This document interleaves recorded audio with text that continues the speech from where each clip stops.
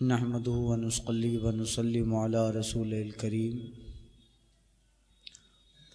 अम्मा बाद फ़अऊज़ु बिल्लाहि मिनश शैतानिर रजीम। बिस्मिल्लाहिर रहमानिर रहीम। अन अम्र इब्न औफ़ क़ाला क़ाला रसूलुल्लाह सल्लल्लाहु अलैहि वसल्लम फ़वल्लाहि लल फ़क़्र अख़शा अलैकुम वलाकिन अख़शा अलैकुम अन तुबसत अलैकुम दुनिया कमा बुसितत अला मन कान क़ब्लकुम फ़तनाफ़सूहा कमा तनाफ़सूहा व तुहलिकुम कमा अहलकतहुम। मुत्तफ़क़ अलैह। यह हदीस मुत्तफ़क़ है, यानी बुखारी और मुस्लिम दोनों में है। हज़रत अम्र बिन औफ़ रज़ियल्लाहु ताला अन्हु रिवायत करते हैं। ये अम्र बिन औफ़ अंसारी सहाबी हैं और बदरी सहाबी हैं। जंग बद्र में भी हाजिर थे। मदीना पाक में क़याम और वहीं पर उनका विसाल हुआ। जन्नतुल बक़ी में उनका मज़ार अक़दस, उनकी कब्र पाक है। अम्र बिन औफ़ वो कहते हैं आका सल्लल्लाहु अलैहि वसल्लम ने फरमाया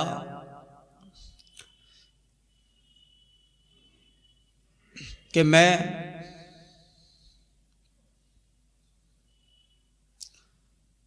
फ़कीरी से तुम पर खौफ नहीं करता, मगर मैं डरता हूँ, खौफ करता हूँ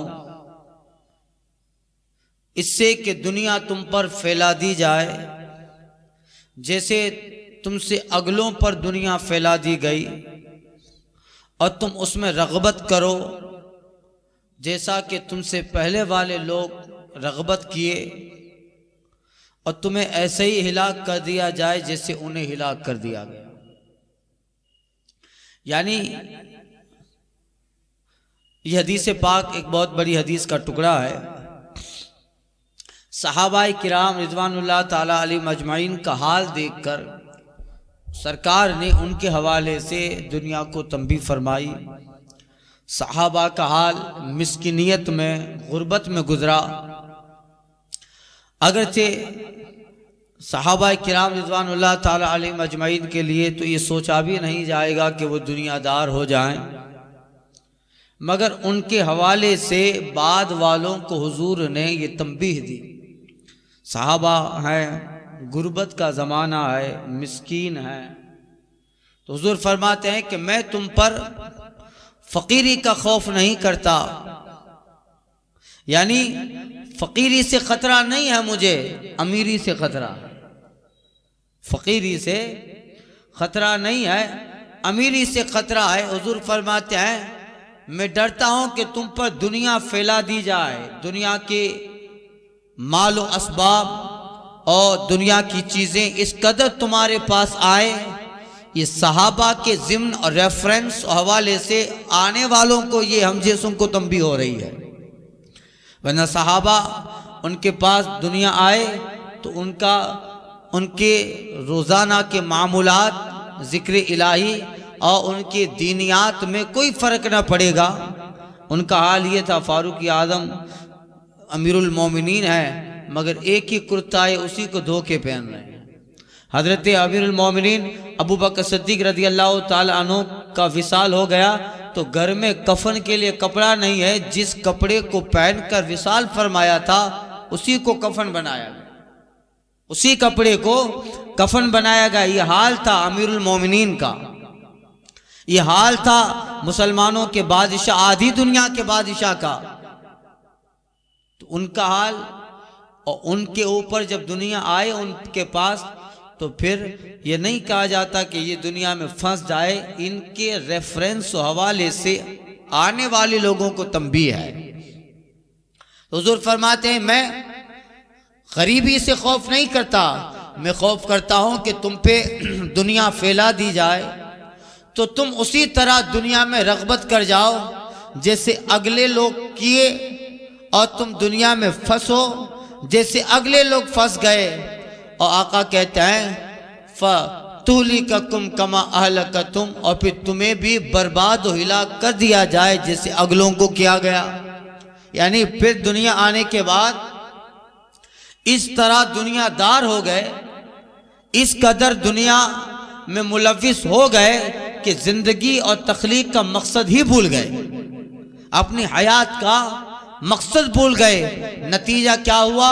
उनकी दुनिया ने उन्हें हिलाक और बर्बाद करके छोड़ा। जब तक रहे दुनिया से नफा उठाया, मगर जब जा रहे हैं तो फिर साथ में आने वाले आमाल उनके पास नहीं है। तो फिर गरीबी से खतरा नहीं है। गरीबी में आदमी साबिर रहता है, किसी भी तरह गुजारा करता है। हाँ, जब अमीरी आती है तब बंदा बहक जाता है। दौलत आई, डॉक्टर इकबाल कहते हैं तेरा तरीक फकीरी है, अमीरी नहीं। तेरा तरीक फकीरी है, अमीरी नहीं। खुदी न बेच, गरीबी में नाम पैदा।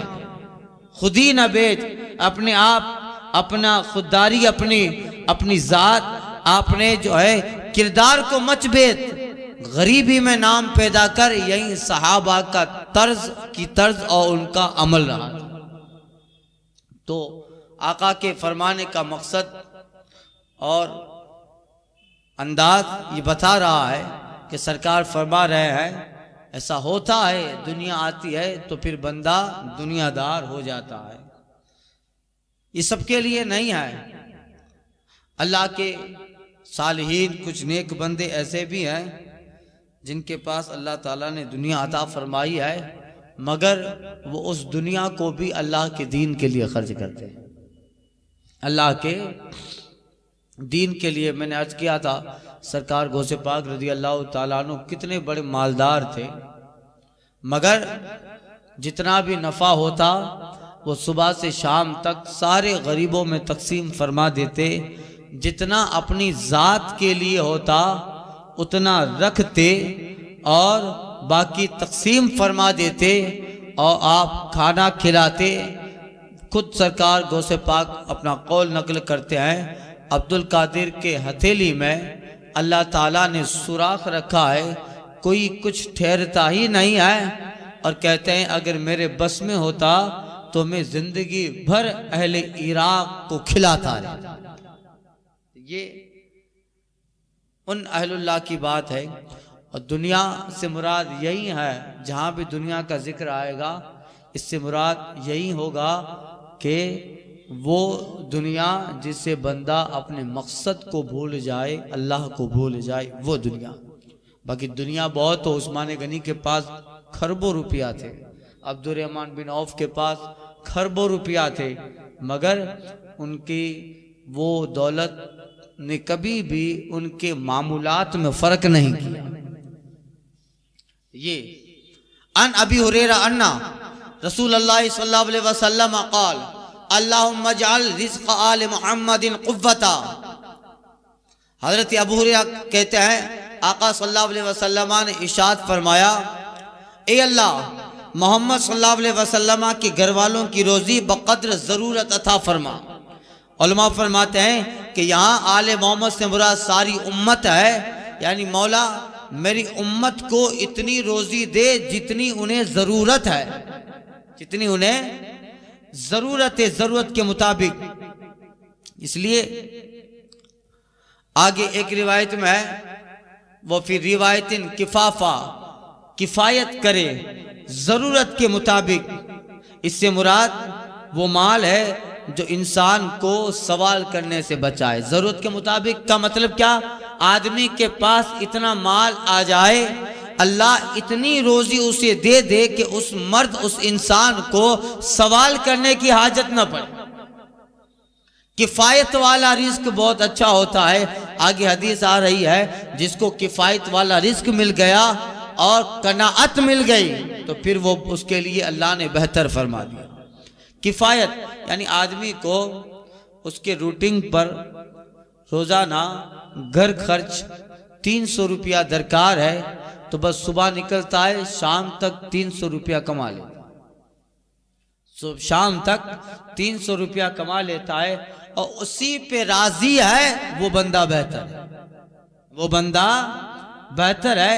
तो सरकार पूरी उम्मत के लिए दुआ कर रहे हैं, ए अल्लाह मोहम्मद सल्लल्लाहु अलैहि वसल्लम की उम्मती को जरूरत के मुताबिक रिज़्क अता फरमा। जब रोजियां जरूरत के मुताबिक रहती हैं, बंदा में सब्र भी रहेगा, कनाअत भी रहेगी, शुक्र भी रहेगा। और जब ज्यादा की ख्वाहिश होगी तो जो है वो भी चला जाता है, जो वो भी चला जाएगा। तो हुजूर दुआ कर रहा है। और अक्सर देखा गया है, मुशाहदा है कि जिसे अपनी ज़रूरत के मुताबिक मिलता रहता है, वो बंदा उसी में चलता रहता है। कि जब ज़रूरत इतनी है उतना ही अल्लाह ताला दे देता है, और अल्लाह देता ही है। वमा मिन दाब्बतिन फिल अर्द इल्ला अलल्लाह वमा मिन दाब्बतिन फिल अर्द इल्ला अलल्लाह रिज़्क़ुहा। ज़मीन पर कोई ऐसा रेंगने वाला नहीं जिसका रिज़्क अल्लाह ने अपने ज़िम्मा करम पहना लिया। अल्लाह किफ़ायत और जितनी बंदे को ज़रूरत है वो अल्लाह दे ही देता। मामला कब बिगड़ता है?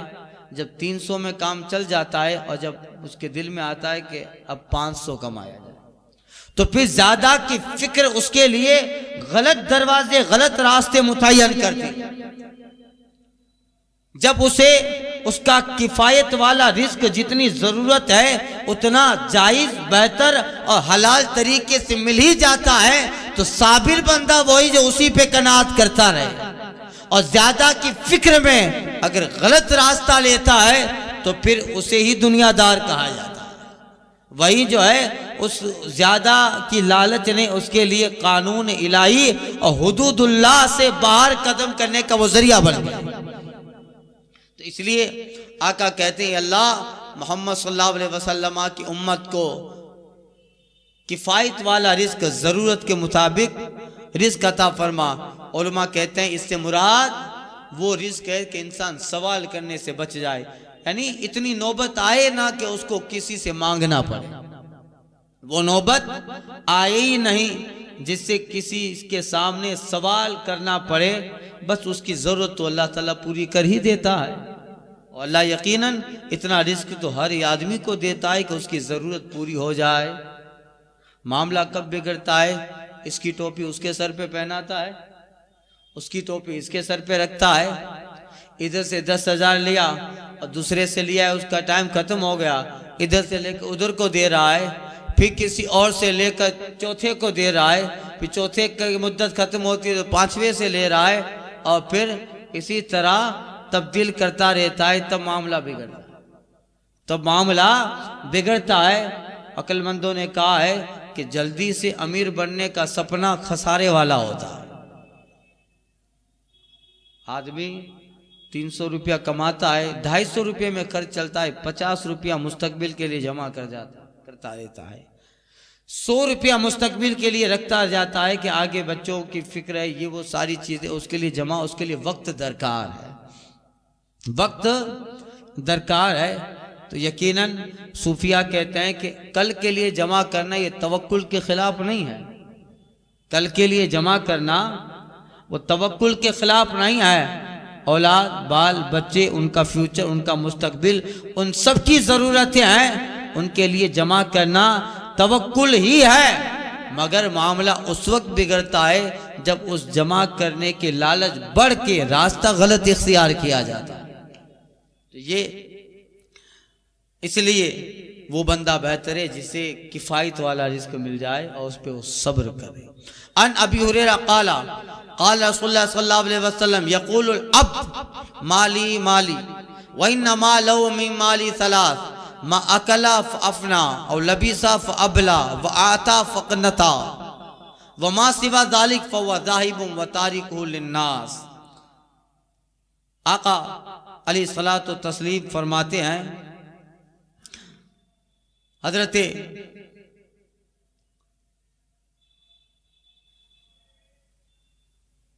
अबू हुरैरा रज़ी अल्लाह ताला अन्हु से रिवायत है,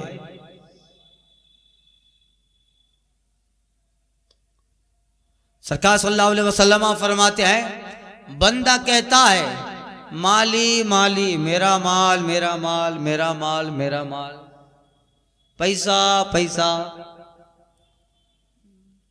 ये सब जो है वही हुजूर ने फरमाया है। कहते हैं यकुल अब्द माली माली, हुजूर कहते हैं बंदा कहता है मेरा माल मेरा माल, मेरा पैसा मेरा बंगला, मेरी गाड़ी मेरी जायदाद, मेरा मेरा मेरा मेरा, कहता है कि नहीं कहता बंदा? बताओ कोई है जो नहीं कहता है? कि पांजो है, पांजी दुकान, पांजो घर, पांजी जायदाद, मेरा माल मेरी जायदाद मेरी दुकान, तो ये बंदा कहता रहता है दुनियावी जायदाद को देखकर, असबाब को देखकर, माली माली, मेरा माल मेरा माल। हुजूर कहते हैं तेरा माल नहीं है, तेरा माल है, अल्लाह ने दिया है, अल्लाह ही ले लेगा। तुझे तो वक्ती तौर पर इसका जो है मालिक बनाया गया है, आरजी है। हुजूर फरमाते वइन्ना मालहु मिन माली सलास, तेरा तो 3 तरह का माल है बस। क्या कहा सरकार ने? तेरा 3 तरह का माल है। हुजूर फरमाते हैं एक माल तेरा अकला अफना, खाया खत्म, खा लिया हजम हो गया तेरा माल खत्म, खा लिया और खत्म। हुजूर फरमाते अकला अफना, खा लिया खत्म। और दूसरा माल लबी सब अबला, पहना और कपड़ा फट गया, अफना पहना और गल गया, कपड़ा सड़ गया। और तेरा तीसरा माल आता फकना, दिया और जमा करके तूने रख डाला, दिया और जमा कर दिया, यही तेरा माल है। तेरा माल जिससे दुनिया में तूने फायदा उठाया, खा लिया खत्म हो गया, पहन लिया 2 साल के बाद ये कपड़ा खत्म। तीसरा मिला था और जमा करके रख दिया था, और फिर वक्त आने पर उससे तूने फायदा उठाया, खत्म। बाकी तेरा है क्या? आका फरमाते हैं मा सिवा जालिक फहुवा जाहिबुन व तारिकुन नार, इसके सिवा जो भी तेरा है सब चला जाएगा, तू जाएगा तारिकुल लिन्नास, वही तेरा माल किसी और के लिए छोड़ जाएगा। बताइए ये 10 बीघा जमीन तू कब्र में लेके जाएगा क्या? कब्र में लेके जाएगा? तिजोरी के अंदर इतना सोना चांदी पड़ा है, क्या तेरी कब्र में तेरा बेटा रखेगा? अरे तेरे जाने के बाद तेरा बेटा भी कहेगा जल्दी दफन करो, माल की तकसीम करनी है।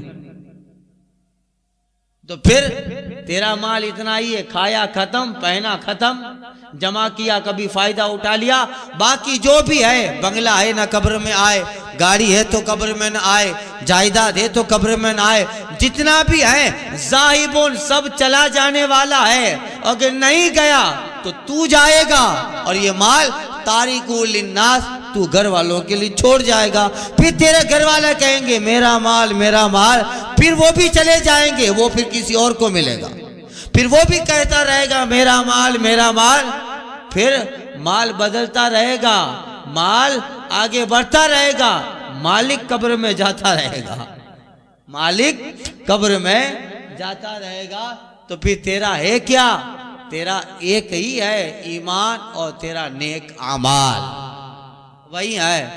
तो फिर दुनिया में कोई आदमी कोई वसीयत करता है कि मैं इतना आलीशान मकान बनाया है, अब जरा कब्र में गर्मी होगी तो किसी भी तरीके से एक पंखा लगा देना, एसी का एक छेड़ा उधर भी लगा देना।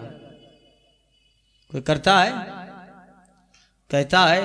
नहीं कहता है। बेसुध पड़ा रहता है, गस्साल उसे गुस्ल देता है, और उसके घर वाले अब उसी को जल्दी दफनाने की फिक्र करते हैं, और उसके दफनाने के बाद जिसको हलाल और हराम की तमीज़ों को हटाकर जिस माल को उसने जमा किया था, उसकी औलाद उसी माल पे लड़ती और झगड़ती। फिर तेरा कुछ नहीं है, तो छोड़ गया और वही माल किसी और के लिए छोड़ा, फिर उसके बाद वो जाएंगे तो फिर वो किसी तीसरे के लिए छूटेगा। तो ये बंदा कहता रहता है मेरा माल मेरा माल, उसका इतना ही माल है, फज़ाहिबुन, इसके सिवा जो है वो चला जाएगा, तो फिर दुनिया में मुस्तकिल क़याम नहीं है। इसलिए एक हदीस का मफ़हूम है, मुसाफिर हैं हम, और जितना अल्लाह ने दिया है, हमारा बंगला, हमारी जायदाद, ये सब अल्लाह ही का है। अल्लाह ने वक्ती तौर पे हमें इसका मालिक बनाया। इसलिए हम कहते हैं इन्ना लिल्लाहि व इन्ना इलैहि राजिऊन, हम अल्लाह के लिए हैं, अल्लाह ही की तरफ लौटने वाले। इन्ना लिल्लाह, हम अल्लाह ही के लिए है, व इन्ना इलैहि राजिऊन, और रब ही की तरफ लौटने वाले हैं। इन्ना माली व हयाती, और मेरा माल, मेरी जिंदगी, व अर्दी, मेरी जमीन, व बैती, मेरा मकान, कुल्लु हुआ लिल्लाह, सब अल्लाह के लिए है, और मेरे साथ ये सब अल्लाह ही की तरफ जाने वाले हैं। तो फिर मेरा है क्या? अल्लाह ने जिंदगी दी, उसका करोड़ों एहसान है, अब उसके हुक्म पर उसको गुजार के उसी की बारगाह में चला जाओ, यही बेहतर है। फिर मामला बेहतर होता है। इसलिए कितनी नफीस मिसाल सरकार सल्लल्लाहु अलैहि वसल्लम ने बयान फरमाई। कहते हैं, बंदा कहता है मेरा माल, मेरा माल। आका फरमाते तेरे तीन ही तरह के माल है, जो खाया खत्म हो गया, पहना गल गया, और अगर दिया गया तो जमा कर लिया, और उसके सिवा सब जाने वाला है। और तारिकुल लिन्नास, और उसे तो लोगों के लिए छोड़ने वाला है, लोगों के लिए उसे छोड़ने वाला है। तो तेरा मुस्तकिल क़याम जहाँ है वहाँ रखना चाहिए। अब सफ़र में आप यहाँ से अजमेर शरीफ जाते हैं हम लोग, रास्ते में ट्रेन रुकती है 2-4-10 जगहों पर, तो क्या हम उन 2-4 जगह पर मकान बनाते हैं? हम समझते हैं सफ़र है, मंजिल कहीं और है, तो आर्जी तौर पे जहाँ थोड़ी देर रुकना है, हम आर्जी तौर पे कुछ कर लेते हैं, जैसे खाना पीना और कुछ ज़रूरियात चीज़ें कर ले, मगर मुस्तकिल क़याम जहाँ हमें मंजिल पे जाना है उसी की तरफ नज़र रहती है। तो सूफिया फरमाते हैं ये ज़िंदगी भी एक सफ़र की तरह है, यहाँ आर्जी तौर पे रहना है, तुम्हें जिस मंजिल पे जाना है उसकी फ़िक्र ज़्यादा रहे, उसकी फ़िक्र ज़्यादा रहनी चाहिए, वही मकान है हमारा। तो ये सरकार ने वो बयान फरमाया है, ताकि दुनिया, मोमिन के पास दुनिया भी इबादत होती है, मगर जिक्र उन लोगों का है जो इसी को, दुनिया ही को मकसद समझ रहे थे। इमाम मालिक रहमतुल्लाह ताला अलैह के शहर में एक अजनबी आया और आकर कहता है शहर के बाहर का बाजार कहाँ है, आबादी कहाँ है? वीराने से चला हुआ आ रहा था, रास्ते में इमाम मालिक मिल गए, कहा हुजूर आबादी कहाँ है? हजरत फरमाते हैं सीधा चले जाओ, फिर दाईं तरफ मुड़ जाना, फिर एक बहुत बड़ा गेट आएगा, उस गेट में चले जाना, शहर की आबादी उधर ही है। वो गया और जाकर सीधा गया, दाएं मुड़ गया, बहुत बड़ा गेट आया, जब अंदर दाखिल हुआ तो कब्रिस्तान था, अंदर दाखिल हुआ तो कब्रिस्तान। कहा ये गलत पता बताया। खैर ढूंढता ढूंढता किसी तरह बाजार में पहुंचा, जब वापस आ रहा था तो फिर उसी जगह इमाम मालिक मिल गए। कहा आपने गलत बताया था, आपको मैंने बाजार आबादी का रास्ता पूछा, आपने मुझे रास्ता कब्रिस्तान का बताया। इमाम मालिक कहते आबादी यहीं तो है, आबादी यहीं तो है, और यहाँ इस तरह की आबादी है कि यहाँ जो एक बार आबाद हो जाता है, चाहते हुए भी उस आबादी से निकल नहीं पाएगा, चाहते हुए भी उस आबादी से निकल नहीं पाएगा। आबादी हकीकत में यही है, फिर हकीकत में हमारा शहर, हमारी आबादी उसी जगह को कहते हैं। ये तो सफर है और दुनिया सराय है, दुनिया सराय है। इसीलिए जो है इंसान को इन सारी बातों से सरकार सल्लल्लाहु अलैहि वसल्लम ने नसीहत फरमाई। सुनिए, अन अब्दुल्लाह इब्न उमर क़ाला क़ाला रसूलुल्लाह सल्लल्लाहु अलैहि वसल्लम क़द अफ़लहा मन अस्लमा व रुज़िक़ा किफ़ाह व क़न्नहुल्लाहु बिमा आता। आका कहते हैं, अब्दुल्लाह बिन उमर से रिवायत, सरकार सल्लल्लाहु अलैहि वसल्लम फरमाते हैं वो कामयाब हो गया जो ईमान ले आया और उसे उसकी ज़रूरत के मुताबिक रिस्क दिया गया। वक़न्अहुल्लाह, और अल्लाह ने जो उसे दिया उस पे कनात और सब्र भी दे दिया। वो बंदा कामयाब हुआ, ईमान भी मिल गया, ईमान के बाद उसको जितनी ज़रूरत है उतनी रोज़ी भी अल्लाह ने दे दी, और इसके साथ अल्लाह ताला ने उसे जो दिया उस पे सब्र करने, कनाअत करने वाला दिल भी दे दिया। ये बहुत बड़ी नेमत है, ये बहुत बड़ी नेमत है। माल के साथ कनाअत आ जाना। कनाअत का मतलब जो दिया है रब ने उस पे राजी हो जाना, वो कनाअत कहते हैं। तो अब हुजूर फरमाते हैं तकवा, ईमान ये है, वो बंदा कामयाब हो गया जो ईमान भी ले आया और ईमान के बाद उसको जितनी ज़रूरत है मेरे रब ने रोज़ी दे दी, जितना उसको चाहिए उतनी रोज़ी दे दी, और सबसे बड़ी बात जितना दिया है उस पे कनात तो सब्र भी दे दिया। तो फिर वो बहुत बड़ी बात है कि उसका दिल कनात वाला है, सब्र वाला है। फिर वो उसको इसी में चलता है कि जब इसी में सारे मामला हल हो जाते हैं, ज़रूरत के मुताबिक रब दे ही देता है, तो फिर क्यों ज़्यादा की तरफ फंसकर कुछ और काम बढ़े और उसमें वक्त सर्फ हो और इबादत से वक्त निकल जाए। तो फिर हुजूर कहते हैं वो कामयाब है, माल के साथ कनात और सब्र करने वाला दिल मिल गया। ये सबके पास नहीं होता है, ये सबके पास नहीं होता है। हमारे पास 10,000 जमा हो गए तो हम उसको 20,000 करने की फिक्र में रहते हैं। ये सबके पास नहीं होता है।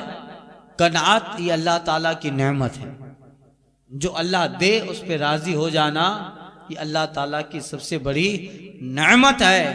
इसलिए कहा ना हिजरी अच्छा ना विसाल अच्छा, यार जिस हाल में रखे वो हाल अच्छा। ये आगे वाली जो हदीस मैंने बयान की उसका एक माना ये भी है, इसका 3 तरह का माल है। खाया खत्म कर दिया, पहना गला दिया, आता फकनता, और दिया तो जमा कर दिया। इससे मुराद उलमा फरमाते दिया तो जमा कर दिया, यानी दुनिया में कभी उसने अपना माल अल्लाह की राह में दे दिया तो फिर वो अल्लाह ताला के यहाँ बैंक है, उस बैंक में उसका माल जमा हो गया। ये भी मतलब है इस हदीस का, छूट गया था इसलिए बता दिया। तो 3 तरह का माल, खाया खत्म, पहना गला दिया, सड़ गया, और दिया कभी फकीर को दे दिया, मस्जिद में दे दिया, मदरसे में दे दिया, अल्लाह की राह में दे दिया, तो ये भी उसका माल है। मगर फजमा तो उसको फजुमिया तो उसको जमा कर लिया गया, यानी उसका दुनिया में देना ये अल्लाह की रहमानी बैंक अकाउंट में जमा हो गया। रहमानी बैंक अकाउंट में यहाँ एफडी करवाते हैं तो डिपॉजिट करवाते हैं, फिर उसका हुकूमत की तरफ से कुछ कानून होता है, इतने साल में डबल होगा, इतने साल में इतना परसेंटेज बढ़ेगा। ये अभी घटकर 7% 9 पॉइंट हो गया। तो ये दुनिया का कानून है, मगर अल्लाह ताला के बैंक का कानून यह है कि उसमें कभी भी तुम्हारे लिए खसारे का इम्कान नहीं है। यहाँ तक के वो बढ़ता ही रहता है, बढ़ता ही रहता है। यहाँ बंदा दिया और रब के बैंक अकाउंट में इसका जमा हो जाता है कि उसकी एक नेकी 70,000 बराबर अल्लाह चाहे तो दे दे। एक नेकी को 70,000 गुना करके दे दे, और फिर तुम्हारा 1 रुपया 70,000 हो जाए। अगर रब चाहे तो रब ने अनलिमिटेड फरमाया है, बल युदाइफु कसीरा, बल्कि और ज्यादा, यानी रब चाहे तो तुम्हारी एक को 70 लाख या 70 करोड़ कर दे। वो कादिर मुतलक है। तो तीसरा माल बंदे का वो है जिसको उसने किसी को खैरात कर दिया, फिर भूल जाए, वो भूल जाएगा, मगर रब के अकाउंट में वो डिपॉजिट हो गया, जमा हो गया। अब तू इसको भूल जाए दुनिया में मगर रब भूलने से पाक, उसके फरिश्ते भूलने से पाक है। अब वहां जब तेरा अकाउंट खुलेगा तब तुझे पता चलेगा अल्लाह ने एक का कितना ज्यादा दिया है, कितना। इसीलिए हदीस पाक में आया है कि जब बंदा वहां 10 दिरहम का, हदीस में 10-15 मिकदार नहीं है, मफहूम हदीस बयान कर रहा हूं, जब बंदा 10 दिरहम दुनिया में दिया होगा और जब वहां देखेगा कितना सारा मिला है तो वो कहेगा कि जिस वक्त दुनिया में 10 दिया था उस वक्त जेब में 50 और भी पड़े थे, काश 10 का इतना मिला है, काश वो 50 भी दे दिया होता, 50 भी दे दिया होता तो कितना मिलता। तो फिर वो अल्लाह के जो जमा, अल्लाह के यहाँ जो खजाना है उसमें वो नेकी जमा हो जाती है। ये तीसरा माल है जो बेहतर है, तीसरा माल है वो बेहतर है। अल्लाह ताला तौफीक खैर अता